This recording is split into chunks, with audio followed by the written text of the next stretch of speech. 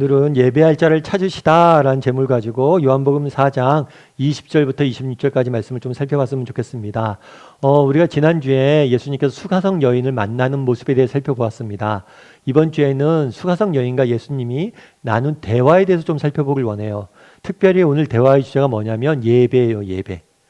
여러분, 예수님을 우리가 처음 믿으면 제일 먼저 하는 일이 뭐죠? 그건 예배죠. 나 예수님 믿고 싶어. 그래? 그럼 우리 교회 와서 예배 드리자. 하고 예배부터 드립니다. 그러니까 예배는 기독교인의 가장 기본적인 요소라고 할 수가 있어요. 그래서 기독교인이라면 누구나 처음부터 예배 드리고 예배가 그 삶의 중심이 되겠죠. 그래서 우리가 이 땅을 살다 보면 바쁘잖아요. 바쁘고 정신없을 때 교회에 다른 행사는 내가 참석하지 않아도 뭐예요?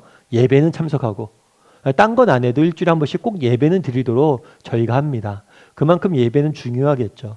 그래서 오늘 저는 여러분과 함께 예배에 대해서 좀 살펴보길 원합니다.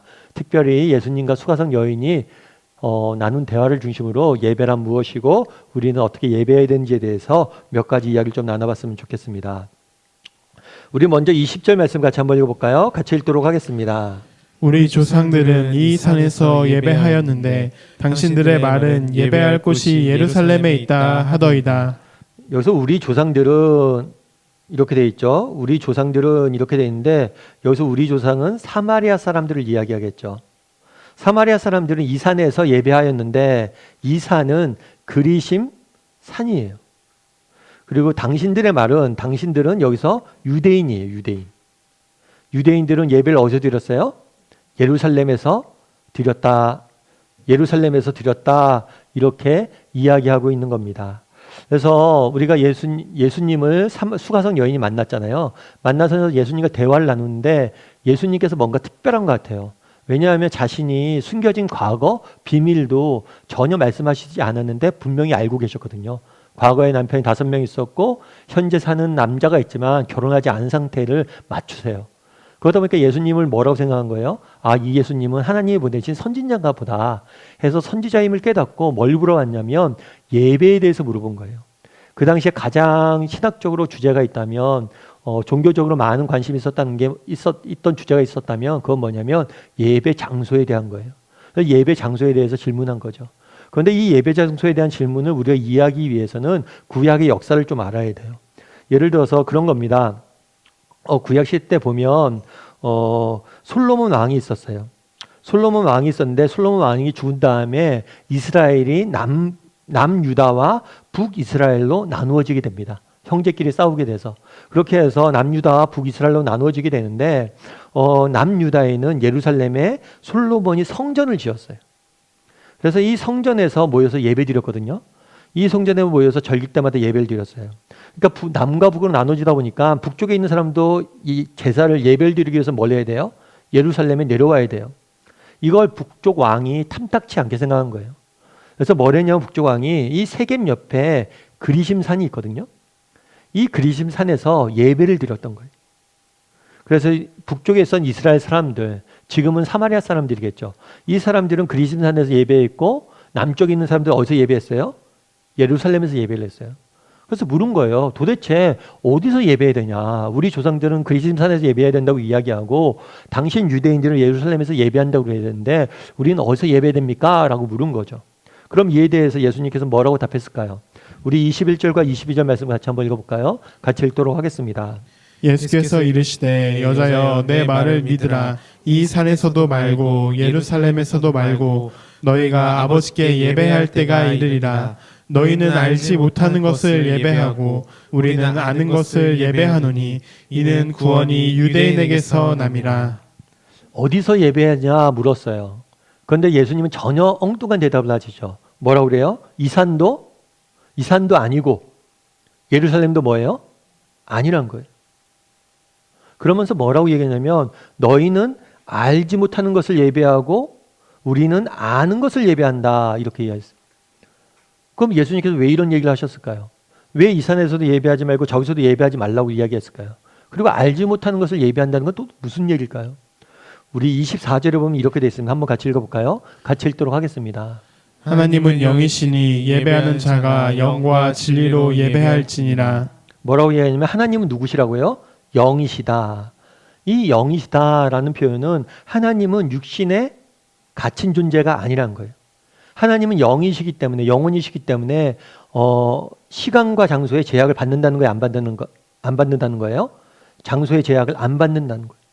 그러니까 어디서나 계시고 언제나 계시는 분이세요. 그래서 너희는 알지 못하는 것을 예배한다고 말씀하신 이유가 뭐냐면 너희는 오해했다는 거예요. 뭘 오해한 거예요? 하나님이 특정 장소에만 계시다고 생각한 거예요. 하나님이 인간처럼 특정 장소에만 계셔서 예루살렘에만 계시고 그리심산에만 계셔서 우리가 그쪽에만 가서 예배해야 된다고 생각한 거예요. 그런데 그렇지 않다는 거예요. 하나님은 영이시기 때문에 어디서 예배해도 상관이 있다는 거예요? 없다는 거예요? 없다는 거예요. 어디서나 예배해도 상관이 없다는 거예요. 왜 너희가 그리심산에서 예배해야 되는지 성전에서 예배해야 되는지 싸우고 있냐? 그 싸우고 있는 이유는 한 가지예요. 뭐예요? 하나님이 어떤 분인지 몰라서 그렇다는 거예요. 우리 하나님은 어떤 분이세요? 영이세요. 우리 하나님은 어디나 계세요. 그래서 우리는 언제든지 어디서든지 하나님을 예배할 수 있어요? 없어요? 있어요. 그걸 말씀하신 거예요. 여기서 우리가 발견할 수 있는 중요한 사실 한 가지가 있습니다. 그건 뭐냐면 참된 예배란 무엇이냐. 그러면서 예수님께서 뭐라고 하냐면 하나님은 영이시니 예배하는 자가 영과 뭘로요? 진리로 예배할 것이다. 그러니까 참된 예배는 뭐냐? 진리. 다르게 표현하면 바른 지식이 있어야 된다는 거예요. 지금 사마리아 사람들과 유대인들이 왜 논쟁하고 있어요? 하나님에 대해서 모르기 때문이에요. 하나님이 영이시라는 사실을 모르기 때문에 이런 논쟁에 휩싸여 있는 거예요. 그러니까 너희가 제일 먼저 해야 될 것은 뭐냐면 하나님이 어떤 분이신지 아는 거예요. 참된 예배란 뭐냐? 참된 예배의 가장 기본적인 원칙은 뭐예요? 바른 지식이에요. 하나님에 대한 바른 지식. 그걸 가질 때 우리는 예배하는 거예요. 그래서 우리가 설교 시간, 예배 시간에 우리가 설교를 듣잖아요. 여러분 예배 시간에 왜 설교를 들을까요? 아, 목사님 말 좋아하셔서 말하는 거 좋아해서 하는 걸까요? 아니에요. 예배 시간에 말씀을 우리가 듣는 이유는 뭐예요? 이 말씀을 통해서 하나님이 어떤 분이신지 배우는 거예요. 하나님이 아는 거예요. 이 바른 지식이 없으면 뭐예요? 우린 예배할 수 없기 때문이에요. 그래서 무엇보다도 중요한 건 뭐냐? 예배의 가장 중요한 요소는 무엇입니까? 바른 지식입니다. 다르게 말하면 우리는 하나님에 대해서 배워야 돼요. 알아야 돼요. 그리고 보다 본질적으로 우리가 하나님이 어떤 분이신지 정확히 알잖아요. 바른 지식을 갖게 되잖아요. 그럼 뭘 할 수밖에 없어요? 우리는 예배할 수밖에 없는 거예요. 여러분 나폴레옹이라는 사람을 아실 거예요. 나폴레옹이 이제 프랑스 황제잖아요. 프랑스 제국의 초대 황제고 나폴레옹 시절에 프랑스가 국력이 강성해져서 유럽의 지배적인 국가로 성장하게 됩니다. 근데 나폴레옹이 뭐라고 얘기했냐면 이런 얘기를 했어요. 만약에 내 방에 소크라테스가 들어온다면 나는 자리에서 일어나서 인사할 것이다. 그러나 내 방에 예수님이 들어오신다면 나는 방바닥에 무릎 꿇고 뭐 할 거라고요? 절할 것이다. 왜 예수님이 들어오는데 절해요? 자기가 왕이잖아요. 자기가 황제예요. 유럽을 호령하던 사람이에요. 그럼에도 불구하고 내가 무릎 꿇고 절할 수밖에 없다. 왜요? 그분이 진정한 왕이시기 때문에. 그분이 진정한 통치자이기 때문에. 소크라테스는 유명한 사람이죠. 지혜자이죠. 존경할 만하죠. 하지만 나는 그에겐 일어서서 이런 인사만 할 거다. 왜냐하면 그 사람은 진정한 왕이고 통치자가 아니기 때문에. 예수님이 누구신지 안다면 뭘 한다는 거예요? 우리는 절할 수밖에 없어요. 나폴레옹처럼 할 수밖에 없는 거예요. 다르게 말하면 우리가 왜 예수님에게 예배하지 못합니까? 왜 하나님을 예배하지 못해요? 하나님에 대해서 모르기 때문이죠. 오늘 많은 사람들이, 세상 사람들이 우리는 이렇게 주일날 예배하잖아요. 그 사람들 예배하지 않아요. 왜 예배하지 않아요? 하나님에 대해서 모르기 때문이에요. 하나님 그런 분이 어디 있어? 하나님한테 예배하면 뭐 떡이 주냐? 뭐 돈이 생기냐? 모르기 때문에 예배하지 못하는 거예요. 진짜 하나님을 알면 뭐예요? 우린 예배할 수밖에 없어요. 윌리엄 템플이라는 분이 계십니다. 이분이 뭐라고 얘기했냐면 전쟁은 큰일이지만 예배는 더 큰일입니다. 하나님만 예배할 때 우리가 예배한 하나님의 도우심으로 이 전쟁에서 승리할 것입니다. 이 이야기를 한 이유는 뭐냐면 2차 세계대전이 일어났어요. 그리고 독일이 전쟁을 발발을 했죠. 그래갖고 유럽 나라들을 침공을 합니다. 처음에 영국은 전쟁에 참전하지 않았어요. 그런데 결국에 영국이 전쟁에 참전하게 됩니다. 참전할 때 영국 수장 처칠이 부탁하는 거예요. 이 윌리엄 템플이라는 주교한테 라디오 방송을 통해서 우리 영국민들 전쟁 이제 해야 되는데 용기를 북돋아 달라고. 그때 뭐라고 그랬냐면 전쟁은 정말 중요합니다. 하지만 우리가 더 중요한 일은 뭐냐면 예배하는 겁니다. 왜 예배해야 되냐는 거예요. 우리가 예배할 때 하나님께서 우리를 도우셔서 전쟁을 승리하게 할 것입니다. 이렇게 이야기했어요. 여러분 이 말이 공감이 되세요? 이 말이 동의가 되세요? 정말 공감이 되지 않아요? 우리가 전쟁이 났어요. 아무리 열심히 싸우면 뭐합니까? 하나님이 안 도우신다면 아무 소용이 없는 거예요. 우리 옛날에 우리 어른들이 그랬죠. 이번에 저 군대 가게 됐거든요. 할아버지 저 이번에 군대 가요. 그래? 군대 가냐? 그럼 예배하자. 할아버지 저 이번에 대학교 입시 시험 보러 가야 돼요. 그래? 시험 보기 전에 네. 예배하자. 저 이번에 장가 갑니다. 그래? 장가 가기 전에 예배하자. 왜 예배하냐는 거예요. 왜 시험 보러 가야 되는데 예배해야 되고 군대 가야 되는데 예배해야 되고 결혼해야 되는데 예배해야 되고 뭐든지 예배하자. 왜요? 맞죠. 하나님이 도우셔야 되잖아요. 그분에게 예배하고 그분이 도우셔야 되는 거죠. 여러분들은 어떠세요? 우린 진짜 예배하는 사람입니까? 정말 우리가 하나님이 어떤 분인지 안다면 우린 예배할 수밖에 없잖아요. 여러분 정말 예배하세요? 정말 인생의 고비고비마다, 인생의 문제마다, 정말 인생의 순간순간마다 예배함으로 모든 걸 시작합니까? 우리도 한번 물어봐야죠. 난 정말 하나님에 대해서 알고 있는가? 진짜 바른 지식을 갖고 있는가? 진짜 바른 지식을 갖고 있다면 우리는 예배할 수밖에 없어요. 정말 여러분들 오늘 어떤 마음으로 예배 자리에 나왔습니까? 정말 하나님 앞에 나와 예배한다는, 정말 이 세상 모든 만물을 다스리는 그 하나님을 만나는 마음으로 나왔어요. 우리가 그분에 대한 바른 지식이 있습니까? 바라기는 우리 다음의 식구들이 정말 하나님에 대해서 알아갔으면 좋겠어요. 그리고 하나님에 대해서 바른 지식을 가질 뿐만 아니라 그분 앞에 예배하는 사람이 되었으면 좋겠어요. 무엇보다도 우리 삶의 최우선에 예배가 있었으면 좋겠습니다. 오늘 주일이잖아요. 여러분 주일은 한 주간의 마지막 날이 아닙니다. 한 주간의 마지막 날은 토요일이에요. 안식일은 토요일이에요. 주일은 뭐 하는 날이에요? 한 주간의 첫날이에요. 그래서 우리는 첫날 예배하는 거예요. 이번 한 주간을 하나님이 지켜달라고, 도와달라고. 바라기는 우리 다음의 식구들이 날마다 하나님에 대해서 배워갔으면 좋겠어요. 그분이 어떤 분인지 알았으면 좋겠어요.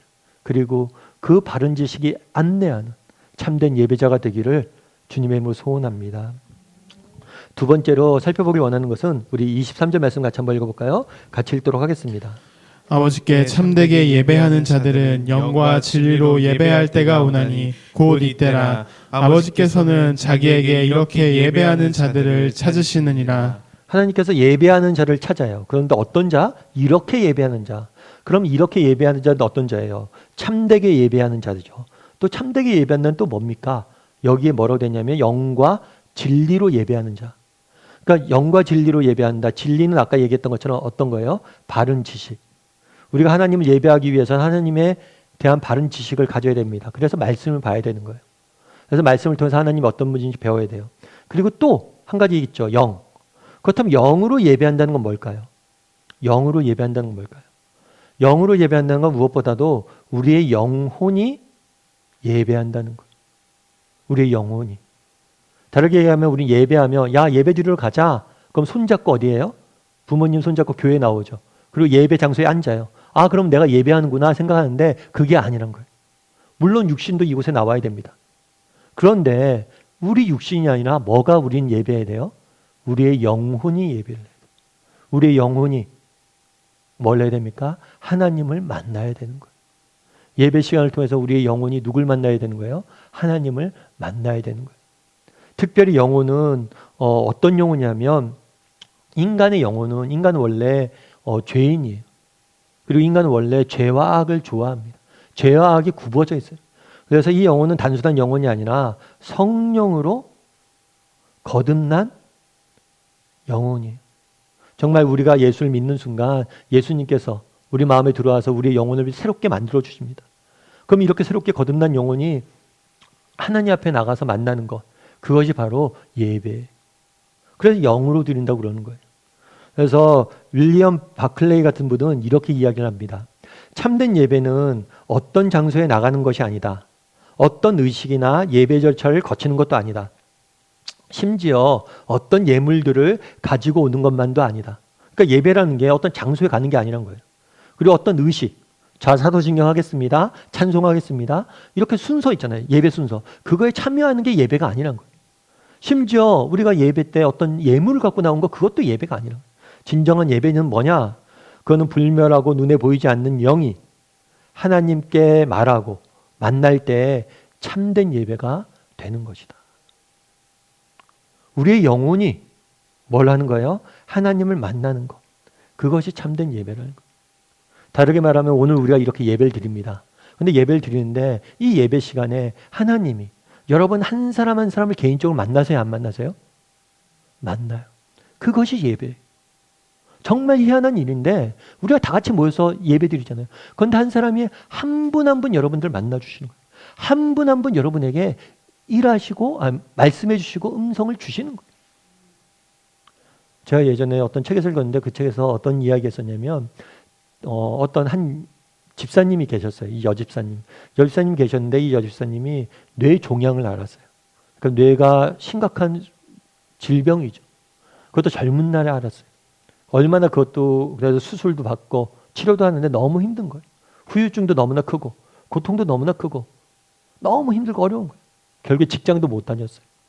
직장도 그만두고 정상적인 삶을 사는 게 아니죠. 너무 힘든 와중에 예배 때 나와서 찬양을 드리고 있었대요.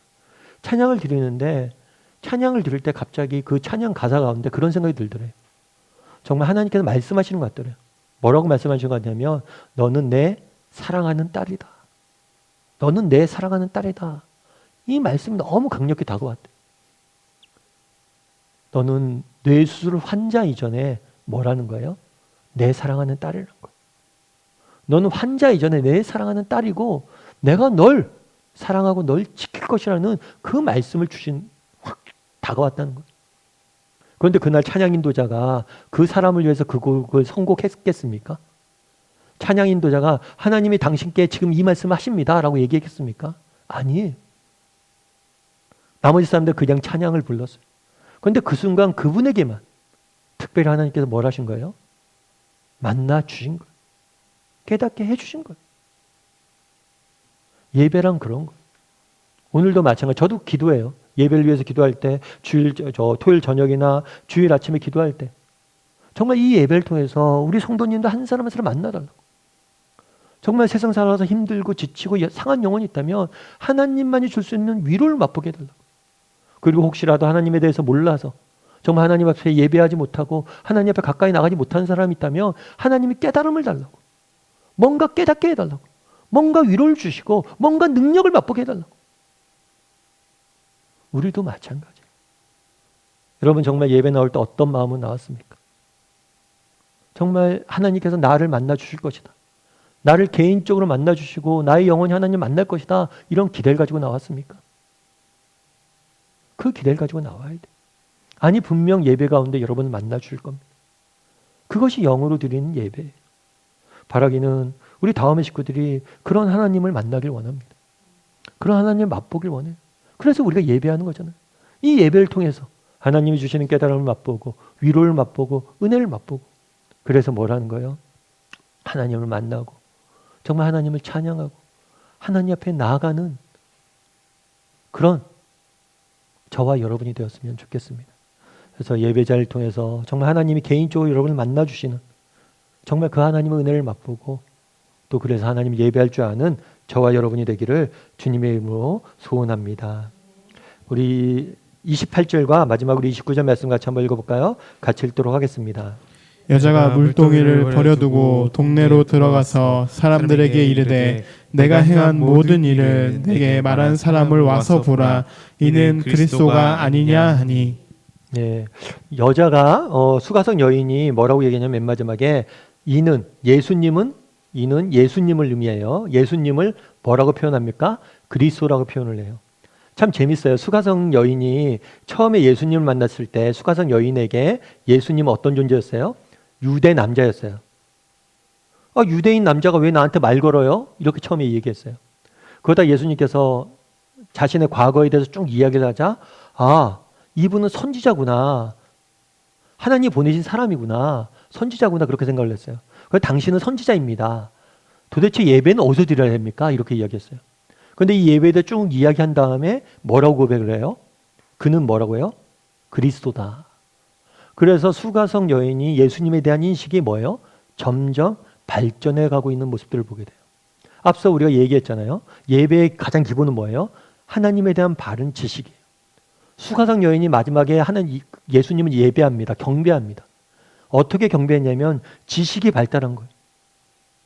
정말 유대인 중에 한 명으로 알았던, 우리도 마찬가지죠. 우리가 예수님 믿지 않을 때는 어땠어요? 예수님?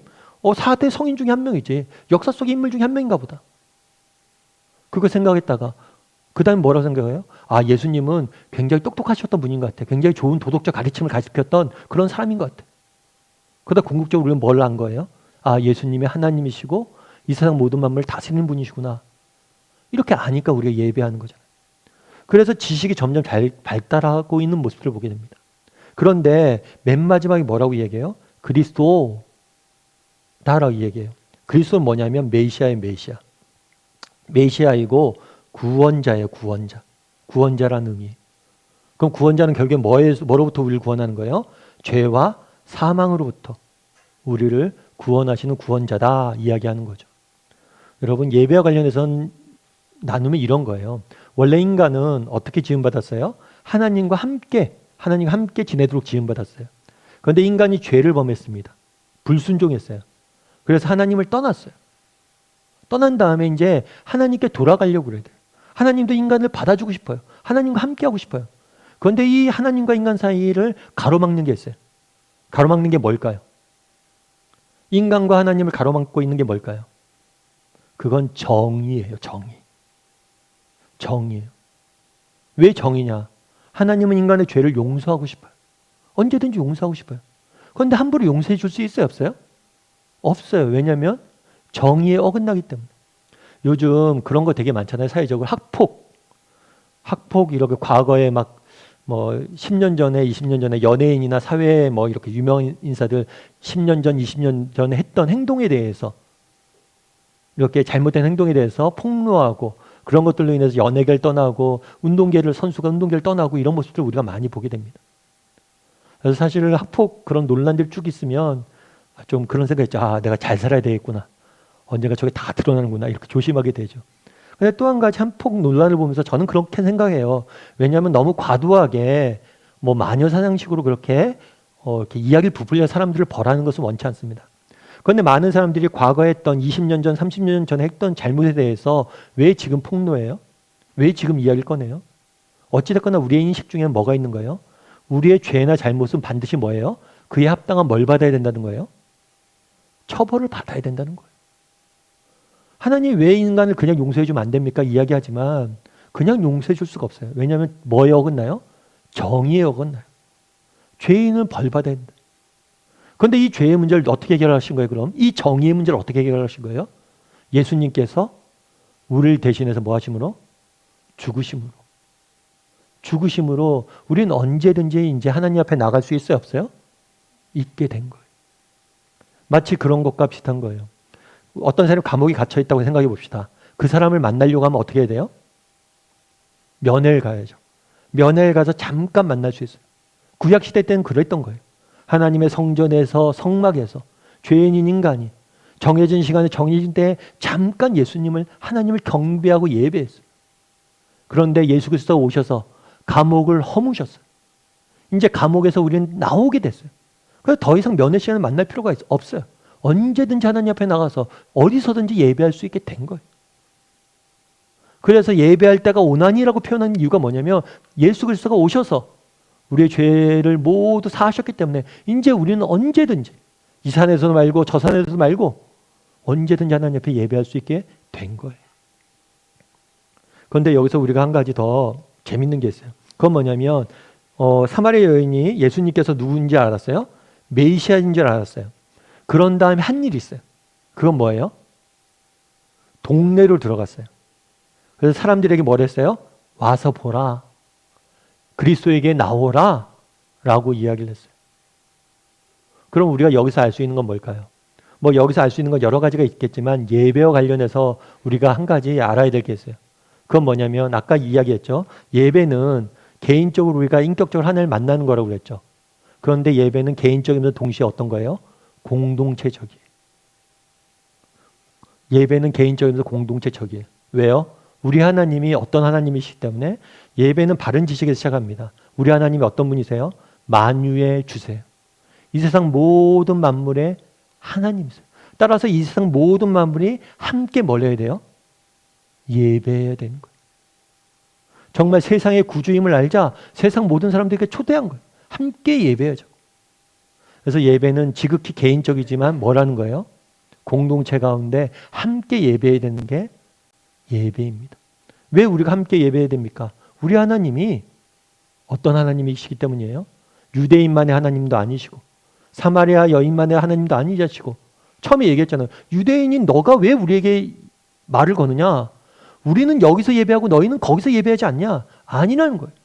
우리 하나님은 유대인도 사마리아인도 모든 지역에 사는 자들이 함께 예배하는 예배를 받으시는 그런 합당한 그런 만유의 주라는 거예요. 그래서 우리는 예배할 때 개인적으로 하나님을 만나기 위해서 예배해야 됩니다. 하지만 우리는 함께 모여서 뭐 해야 돼요? 예배해야 되는 거예요. 제가 예전에 청년부 때 필리핀 단기 선교를 한번 간 적이 있어요. 근데 필리핀 단기 선교 와서 좀 느낀 게 여러 가지가 많았어요. 굉장히 긴 시간 아닌데 제 인생에 있어서 큰 변곡적 터닝 포인트가 됐던 선교 여행이 아닌가 싶어요. 근데 처음에 갔을 때 기억에 남는 것 중에 하나는 그런 게 있어요. 한 번은 산족에 갔어요. 산족. 그러니까 원주민들이 사는 지역에 가서 우리가 전도를 했습니다. 그러니까 우리가 가져가 있는 뭐 이런 물건들이나 이런 것들 전해주고 그리고 우리가 이제 따갈록으로 준비한 복음을 전하고 이런 것들 좀 했어요. 근데 그 산족을 찾아가는데 선교사님이 그러는 거예요. 이 지역이 식인종이 있다고. 그러니까 이게 조심해야 된다고. 이게 혼자 떨어지면 잡혀 먹일 수도 있으니까 조심해야 된다고 이야기하는 거예요.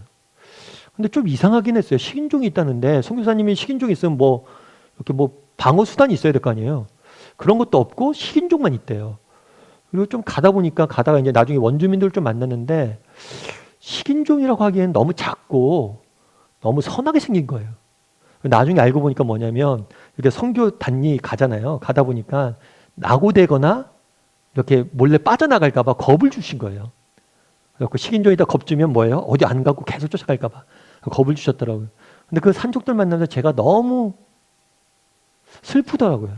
여기 가서 봤는데 막 애가 12살, 13살 된 애인데 애가 또 있어요. 그때 막 애 낳고 그러는 거죠. 그걸 뭐 배움의 기회도 없죠. 굶고 뭐 제대로 의료 치료도 못 받고. 그러니까 그렇게 애 낳고 막 그냥 너무 불쌍한 거예요, 다. 그렇게 사는 게. 되게 안타까운 마음들이 들었어요. 그리고 산족 거기 가서 이제 선교한 다음에 또 어디를 갔냐면 소년원을 갔어요, 소년원. 소년원은 이제 그런 아이들이 죄를 짓고 이제 들어가는 감옥이죠, 감옥. 감옥에 들어가서 함께 우리가 예배를 드렸어요. 감옥 가서 예배를 드리는데 참 되게 감동적이었던 게 제가 뭐였냐면 예배 드리는데 찬양을 불렀어요, 함께.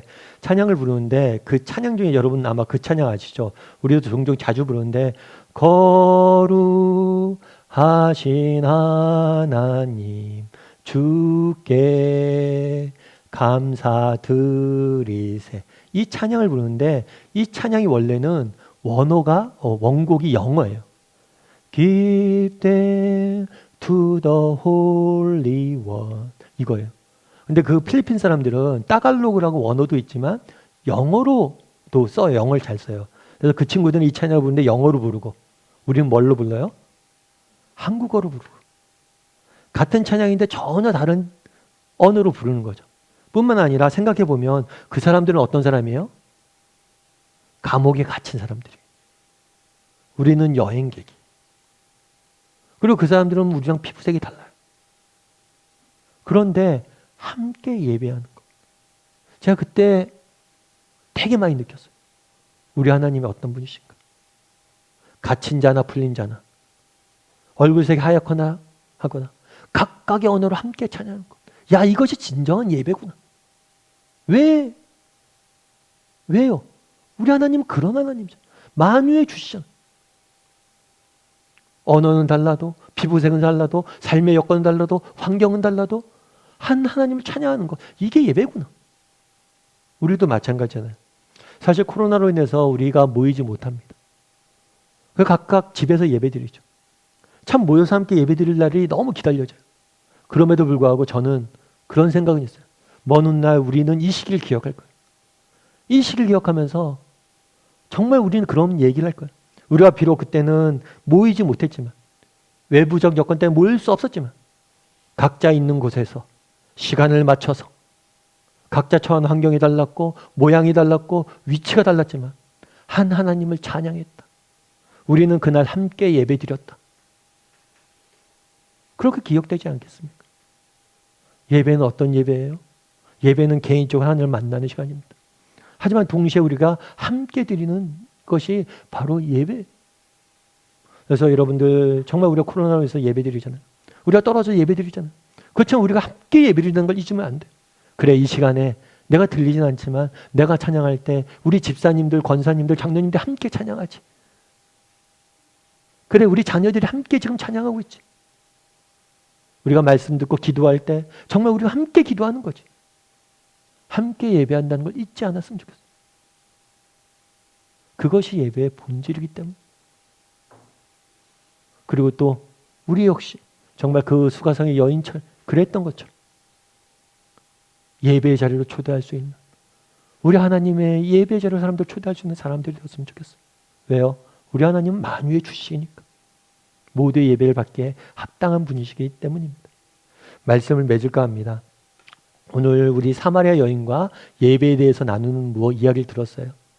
무엇을 보았습니다. 예배란 뭡니까? 참된 지식에 기반해야 돼요. 진리로 예배해야 돼요. 그래서 날마다 말씀을 통해서 하나님이 어떤 분이신지 알고 배우고 예배할 줄 아는 자들이 되었으면 좋겠습니다. 특별히 예배가 우리 삶의 우선순위가 되었으면 좋겠어요. 그리고 또한 예배는 어떻게 드리는 거예요? 영으로 드리는 거예요. 여러분 예배 드릴 때마다 기도하세요. 하나님, 오늘 저를 만나 주십시오. 제가 당신 만나기 원합니다. 당신 제가 만나야 되겠습니다. 저를 만나 주시고 제게 필요한 깨달음도 주시고 위로도 주시고 능력도 맛보게 해주세요. 그렇게 기도하세요. 그럼 반드시 하나님께서 여러분을 뭘 할 거예요? 만나 주실 거예요. 그리고 마지막으로 정말 우리 예배는 어떻게 드리는 거예요? 함께 드리는 거다. 우리 온라인 시대잖아요. 그러니까 우리가 아무 때나 예배 드릴 수 있잖아요. 하지만 정한 시간에 우리 함께 예배 드렸으면 좋겠습니다. 정말 정한 시간에 우리가 함께 예배한. 왜요? 우리 하나님 만유해 주시니까. 그렇게 공동체 가운데 우리가 함께 예배할 줄 아는 저와 여러분이 되기를 주님의 이름으로 소원합니다.